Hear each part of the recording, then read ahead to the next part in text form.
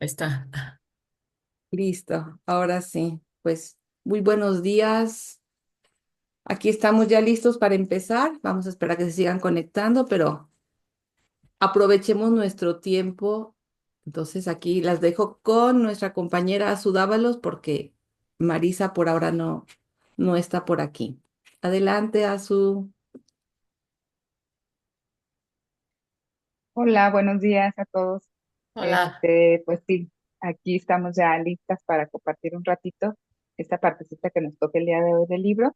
Y pues retomando un poquito para ponernos en contexto, pues es el libro de inteligencia emocional de Dalin Goldman. Ya hemos revisado capítulo a capítulo, pues nos ha ido llevando de la mano el autor, ¿no? Primero en cuestión de el concepto de lo que es la inteligencia emocional, el cómo es que han ido las investigaciones avanzando en este tema y lo que me gusta también es que aparte pues de quedarse solamente en lo que sucede en nuestro cerebro, en la cuestión de hormonas y todo ese rollo, sino que también nos vaya llevando de la mano a la aplicación de este concepto en nuestra vida diaria, que al final de cuentas creo yo que cualquier libro o cualquier concepto que estudiemos pues debe de llevar una aplicación, ¿no? Una utilidad para nuestra vida diaria y en este caso, pues empieza él hablándonos de cómo poderlo aplicar a lo mejor en el contexto del trabajo, en el contexto de nuestra familia, con nuestros hijos, con nuestra pareja. Habla un poquito de ese tema también, de cómo la inteligencia emocional no nos ayuda, si no la sabemos manejar bien, a poder resolver conflictos en pareja o que nos puede llevar a una ruptura.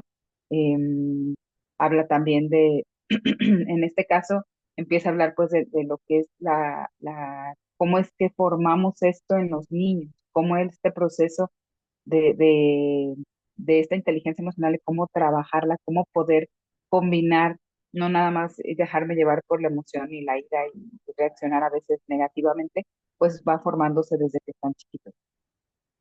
Esto obviamente pues los papás somos los principales formadores.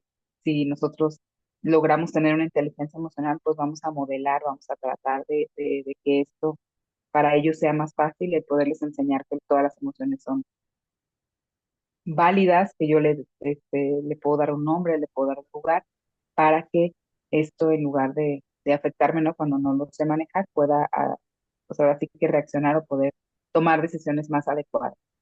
Y en este caso, el capítulo 14 nos platica el autor, el nombre lo llamo el temperamento no es el destino.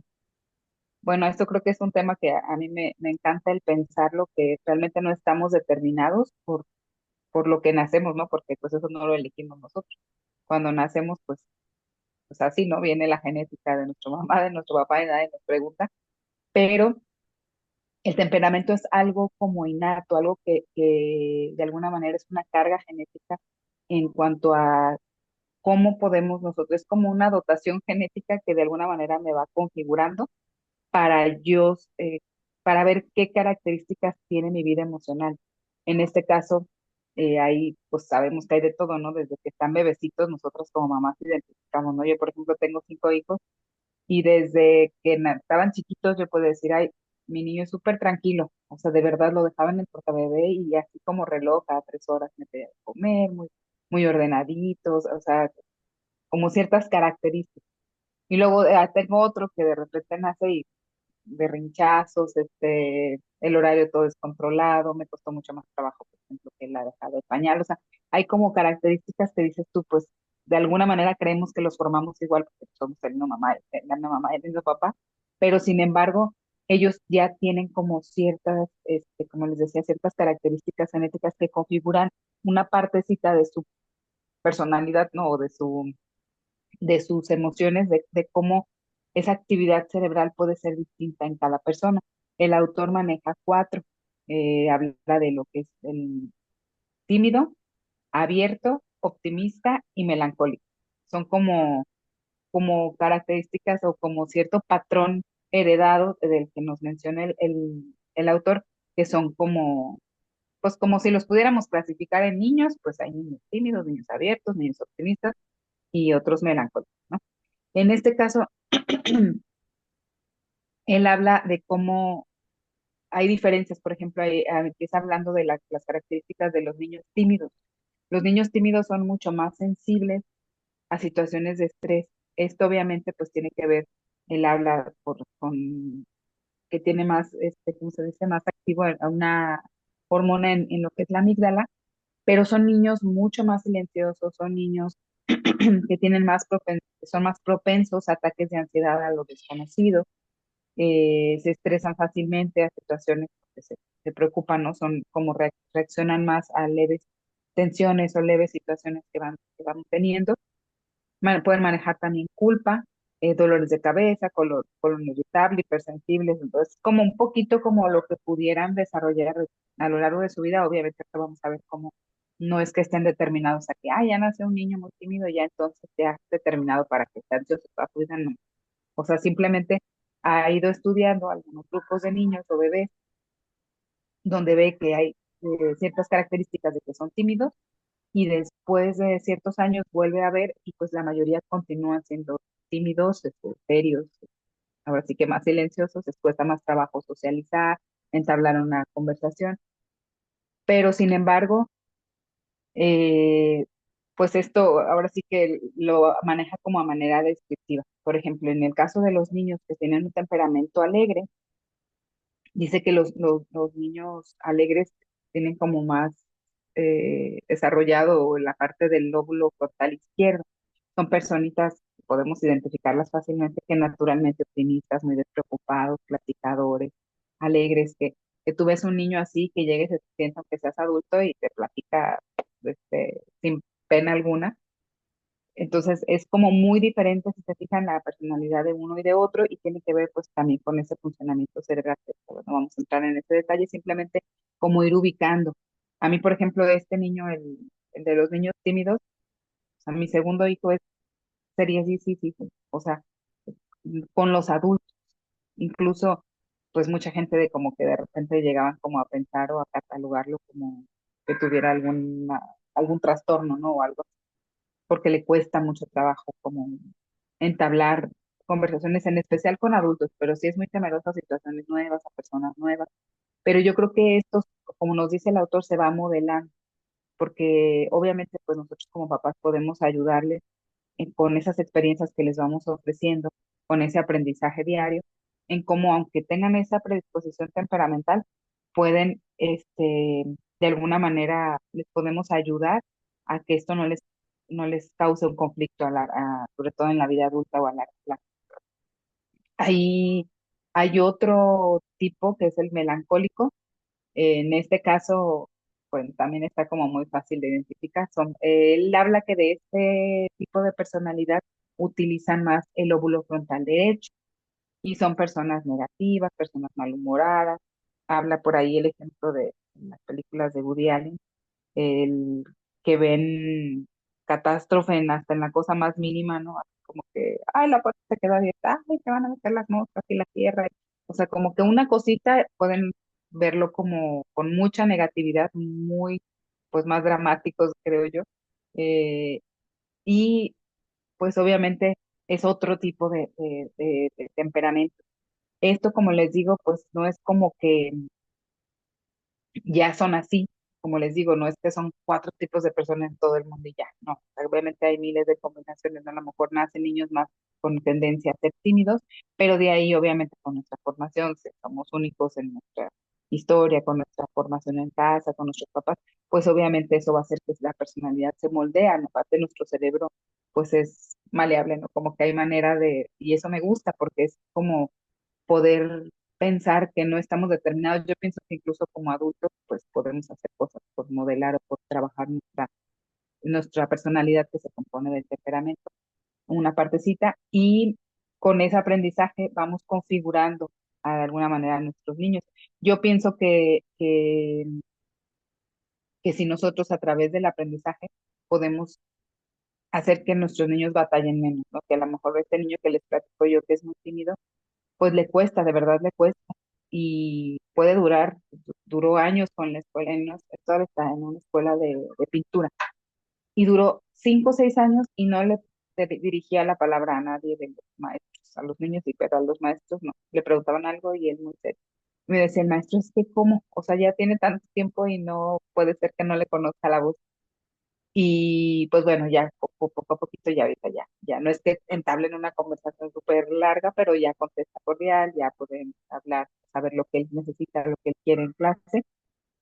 Pero la verdad es que nosotros hemos tratado a veces en mi caso, como de, pues, de obligarlo un poquito a ponerlo en situaciones nuevas, este, y ayudarle que pues es un miedo que él tiene, que pues poco a poco lo puede ir venciendo y que él es capaz. Entonces, lo pones ahí de repente muy obligado, así, hace poquito de pintarlo en la plaza y lo llevé casi, la verdad, pues de que venciera ese miedo y pues iba muy nervioso, pero lo logró, lo hizo.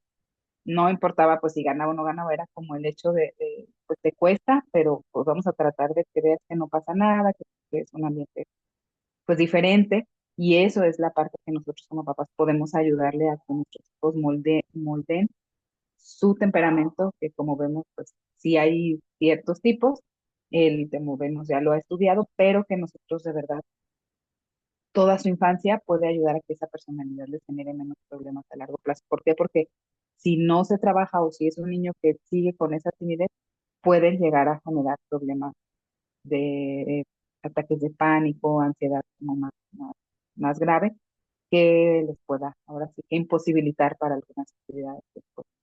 Entonces, pues bueno, esa es como la partecita que me tocó, y pues que podemos hacer mucho todavía por ayudarle en este caso a nuestros hijos o si son maestros o lo que sea, podemos todavía moldear toda esa etapa de la infancia a pesar del temperamento con el que ellos vengan de alguna manera predispuestos. Muchas gracias, Azu. Pues es muy interesante cómo el autor nos está confirmando lo que ya nos decía desde Hipócrates, que él había hecho su clasificación de temperamentos. Seguramente ustedes los habían escuchado: el flemático, el colérico, sanguíneo, melancólico. Entonces, este nuevo psicólogo hizo otra clasificación, pero básicamente es lo mismo. Todos los niños, todas las personas nacemos con cierta predisposición a reaccionar, pero aquí vamos otra vez con la famosa amígdala. Y aquí lo que nos habla el autor es como cuando nosotros estamos en el proceso de aprender a relacionarnos con el mundo, como nos decía con su niño, dependiendo de la estimulación que tengamos, nuestro cerebro va a ir cambiando. Y eso es lo más nuevo que tenía el libro en ese momento, que es lo que nosotros tenemos que considerar. Dependiendo de qué parte de nuestro cerebro estemos usando más, va a ser de alguna manera el temperamento que tengamos. Entonces dice, si la persona utiliza más la parte izquierda, va a ser una persona más tranquila, más serena, que va a enfrentar más fácil los miedos y se va a relacionar mejor. Y las personas que tienen una actividad más grande, que desarrollan, trabajan más con el lado derecho, son aquellas que podían ser tímidos, que podían tener pocas relaciones. Esto es la magia de la ciencia y a mí me encanta porque ya podemos de alguna manera ver el cerebro. Ya hay escáner. Hay otro doctor que me gusta mucho, que él dice que pone los electrodos y ven cómo el cerebro cambia dependiendo de la situación en la que estemos. Y eso ya lo habían visto hace 30 años que salió este libro.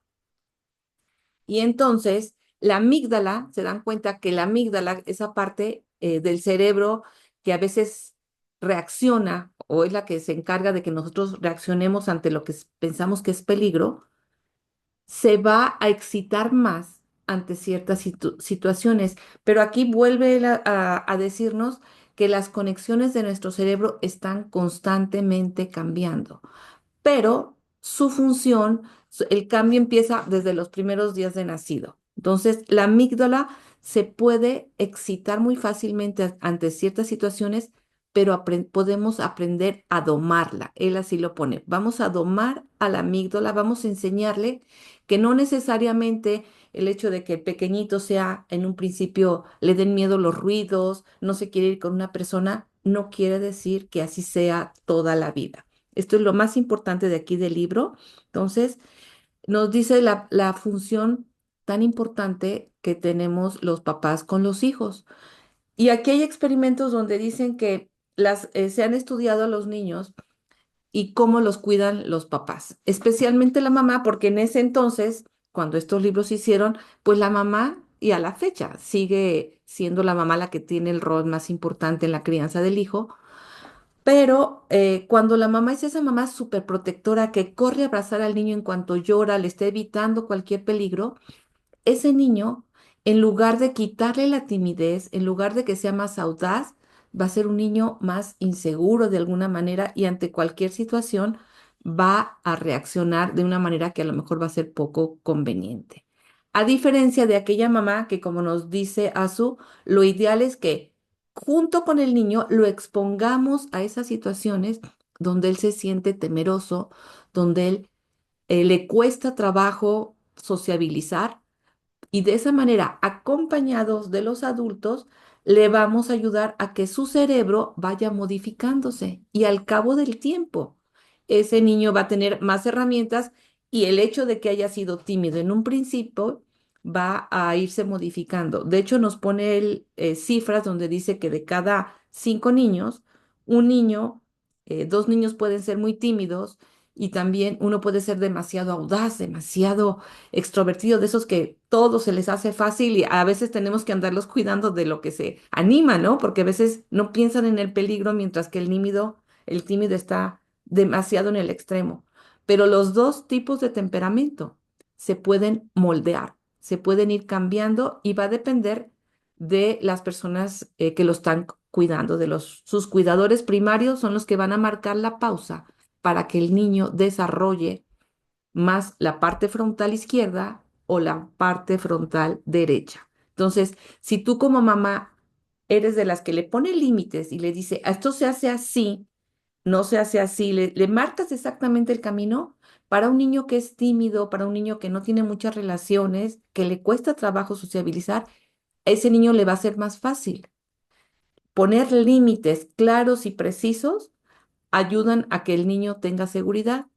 Contrariamente a la mamá que está evitando cualquier sufrimiento, cualquier situación, ante cualquier cosa lo abraza y no lo deja, ahora le decimos que tenga momentos de frustración. Un poquito de frustración no les hace daño, un poquito de miedo a exponerlos un poco les va a ayudar mucho a su desarrollo. Entonces, necesitamos tener mano firme, aunque nuestro niño sea tímido, aunque nuestro niño no esté desarrollando esas habilidades, no las tenga desde nacimiento.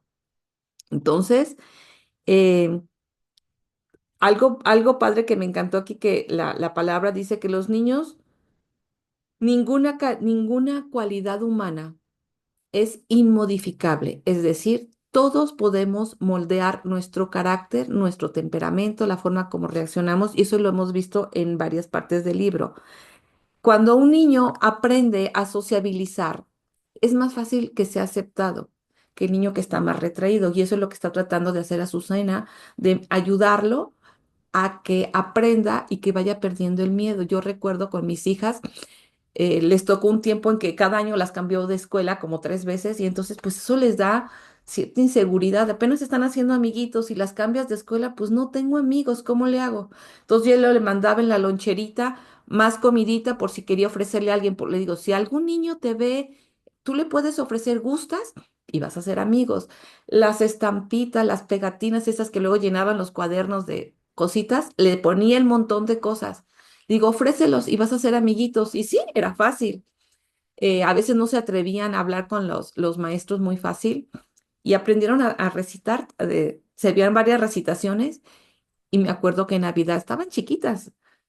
Si le dices a la maestra la recitación de Navidad, te voy a comprar, empezaban en las tiendas el montón de juguetes, te compro ese jueguito que quieres. No, mami, me da pena. Bueno, si tú te animas y se lo dices a la maestra la recitación, te compro el juguete.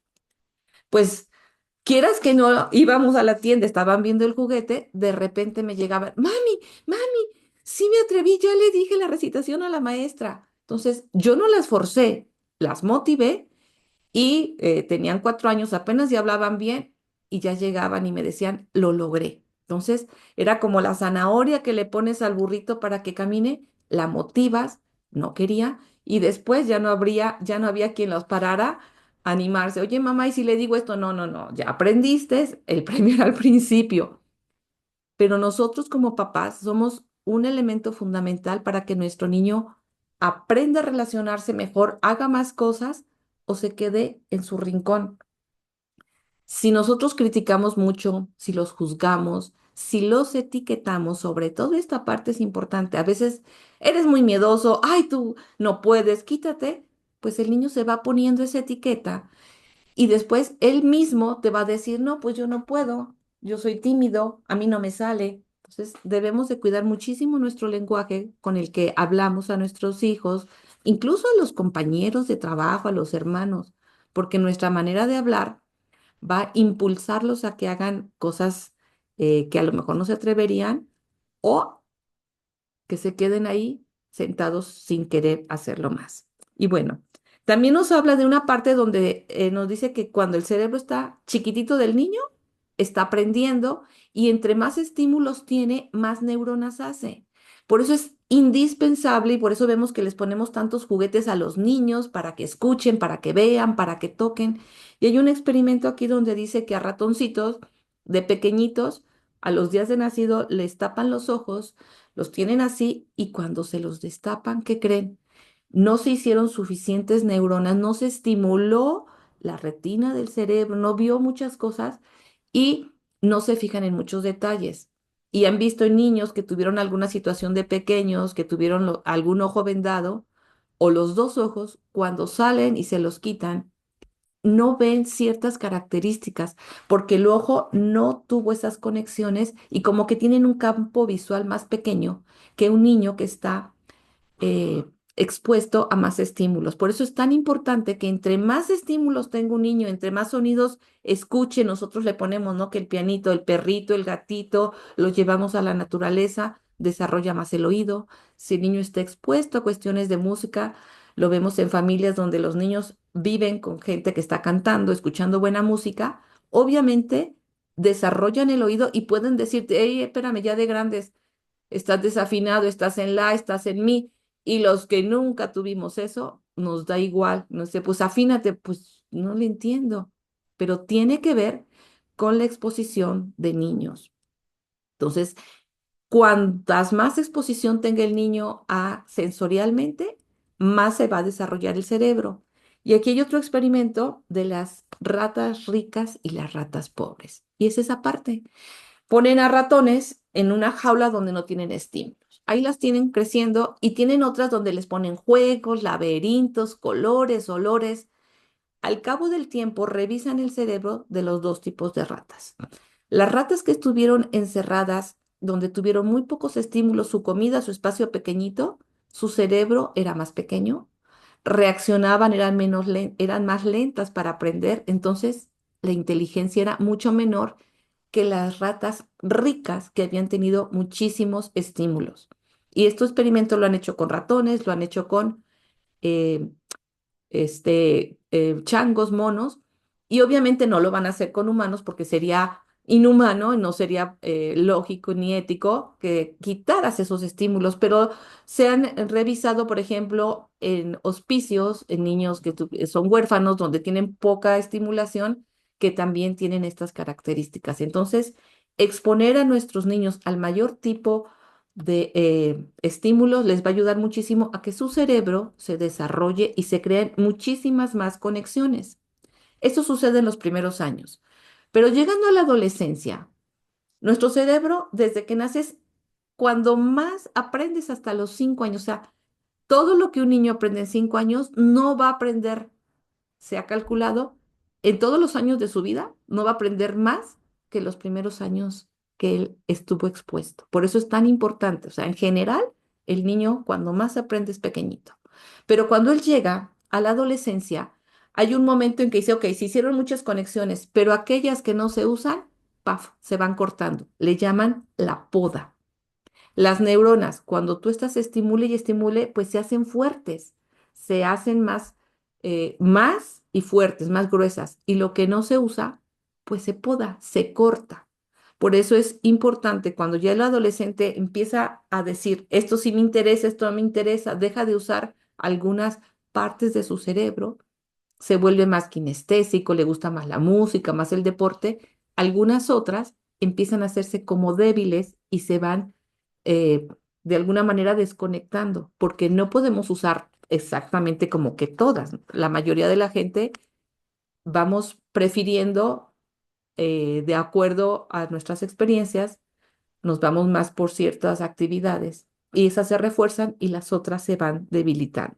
Entonces es importantísimo que recordemos que el cerebro no está formado, no es algo que nacimos, se quedó ahí y así soy. A través de los años, de acuerdo a nuestras experiencias, se va a fortalecer o se va a ir debilitando. Y las personas que nos rodean nos van a ayudar muchísimo a que esto sea más... Ay, permíteme. Y, ouch, ya me salí. Ya, me salió aquí un anuncio. Entonces, también nos habla, por ejemplo, de una parte cuando los niños, las mamás en sus primeros años, el niño llora y es acogido, es abrazado y lo enseñan a tranquilizarse en los brazos de la mamá, del papá, de las personas que lo están cuidando.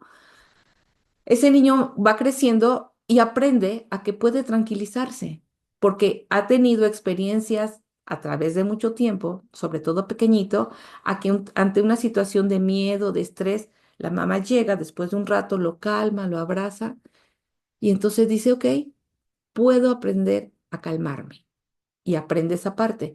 Pero si a un niño tú tomas y lo dejas llorando mucho y no hay esa parte de que lo refuerces, de que lo atiendas, de que lo acompañes, lo que sucede es que ese niño se puede hacer irritable o puede hacerse ansioso porque su tiempo para lograr calmarse, para lograr estar en paz, fue muy amplio, fue demasiado tiempo y son niños que no van a desarrollar esa parte del autodominio. Es importante que acompañemos a los niños y les digamos, ok, es cierto, a veces da miedo subirnos a una bicicleta. Es normal tener miedo, pero poco a poquito lo vas a dominar. Cuando empiezan a caminar, yo le puedo decir al niño, te vas a caer, espera, te vas a raspar, no te subas. Y entonces el niño empieza a tener más miedo que si yo le digo, ok, aquí estoy, súbete, si te vas a caer, yo te agarro. Entonces aprende a tener confianza cuando siente que hay alguien que lo está acompañando para, si tiene alguna situación, lo podamos acompañar y sentir él esa parte de, hay alguien que está a mi lado y que entiende lo que me sucede. Entonces hay que acompañar y validar cualquier emoción. No se vale decirle, ay, ¿cuál miedo? Si esto está muy fácil. Ay, no, ¿por qué te enojas por eso? Ay, no estés triste.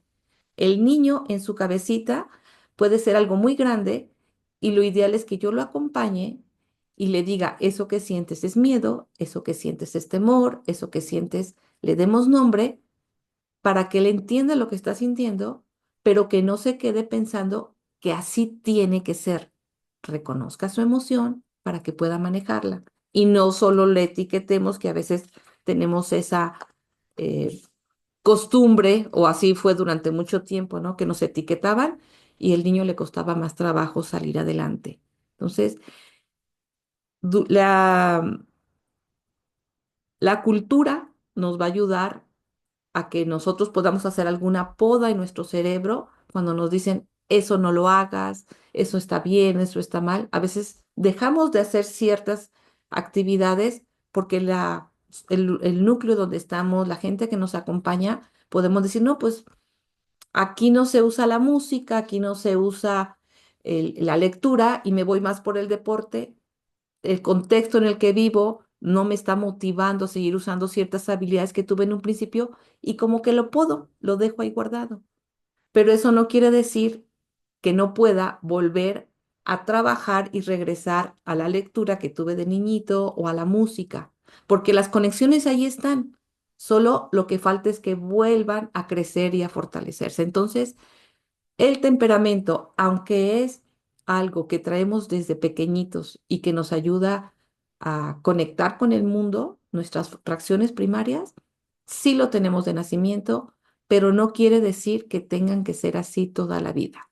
Con experiencias nuevas podemos salir adelante. Aquí también nos habló de personas que llegan a terapia aquellas personas convulsivas que quieren lavarse y lavarse, pues hacen dos grupos, uno al que le dan medicamento y logran calmar esa ansiedad, y otro grupo de esas personas que exponiéndolas a la situación que les causa angustia, logran poco a poco aprender a que no pasa nada.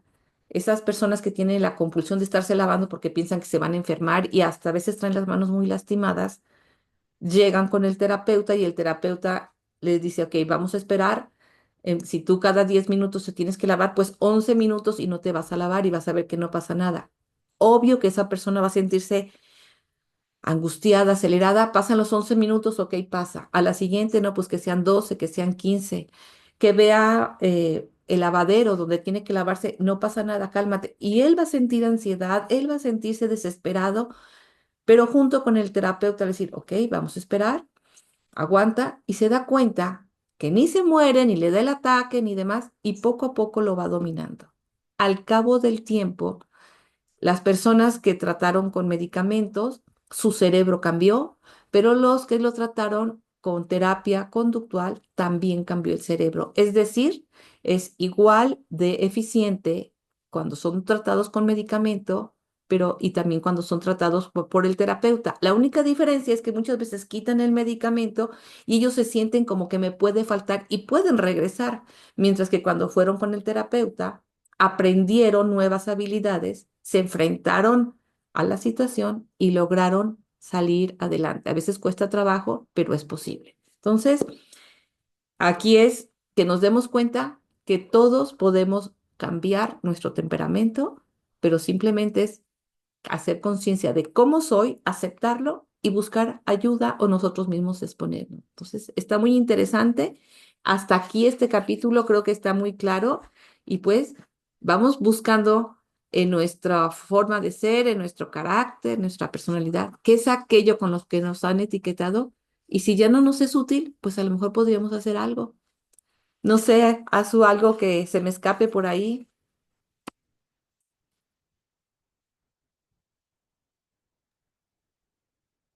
No muy claro, claro. Yo creo que pues que sí es parte como de todo lo que nos va guiando el autor al final, como esa parte esperanzadora de que podemos realmente en cualquier momento hacer algo por modificar lo que me puede generar algún problema o algo. Entonces, pues bueno, vamos a seguir viendo los poquitos capítulos que nos quedan, que creo que también nos van a ayudar a seguir con esta misma línea de, de, de esperanza o de poder realmente ser como positivos ante cualquier problemática que pueda resolver.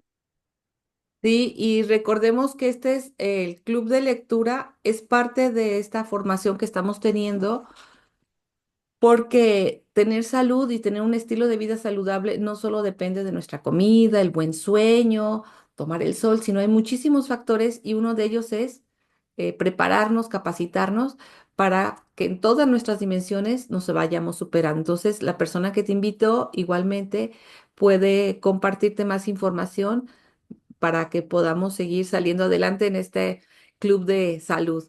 Pues nos esperamos entonces la próxima semana, donde vamos a hablar el costo del analfabetismo emocional. ¿Qué pasa cuando no tenemos ningún tipo de conocimientos y estamos ahora sí que analfabetas de manera emocional? ¿Cuáles los prejuicios que podemos tener? Pues esto es todo por hoy. Muchísimas gracias por acompañarnos y nos vemos la próxima semana a las 9 de la mañana. Muchas gracias a todos. Gracias, hasta luego. Bye bye. Gusto en verlas. Hasta luego.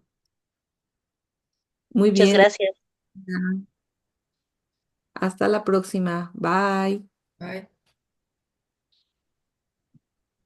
Welcome.